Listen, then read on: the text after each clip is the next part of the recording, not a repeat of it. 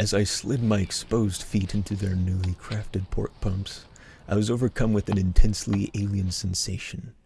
My body uncertain in this moment of foreign awareness, of cool, sleek flesh underneath my every step.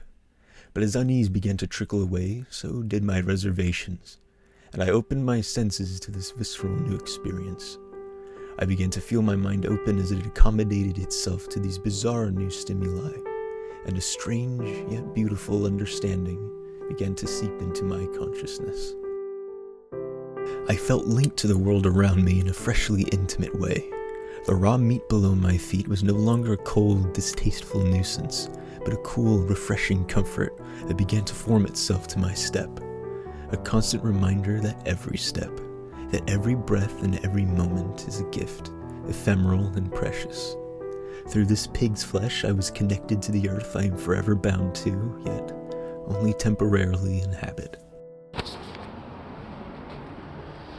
It's your little cheeky little secret. Like maybe you're in line at Starbucks getting your espresso, and the barista just doesn't know. The barista has no idea that you're stuffing around with the raw meat in your loaf. Yes, please.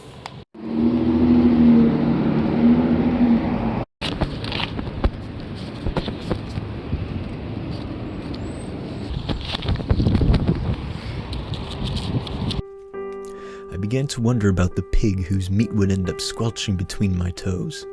This animal that I had never met in its own short life, which gave its own flesh for the pleasure and sustenance of creatures which it too would never see.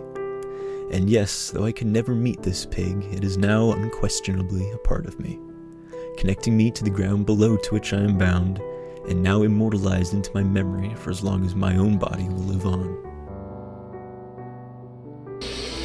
So I know now what I must do.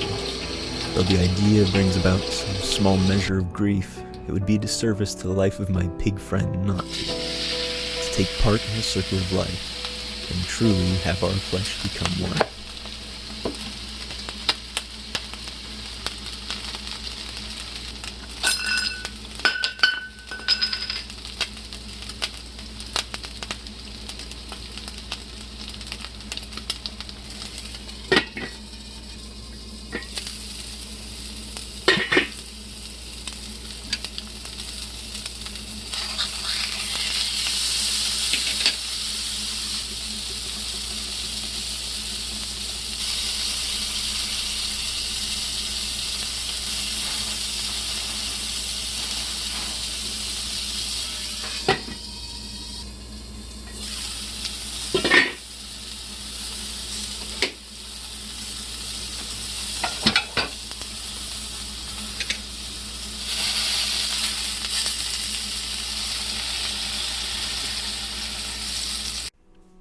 But now, as the emotions and ideas of this occurrence begin to lose their shining newness, so too does their appeal. Did I really just have an existential experience from walking around with raw fucking meat in my shoes because some anime cat girl said it would be funny? I suppose. But my piggy friend wouldn't care how it happened, I don't think. Either way, he ended up tasting pretty damn good.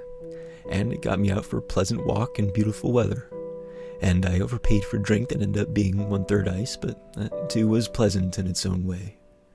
And, if for no other reason than these, I am grateful to that pig.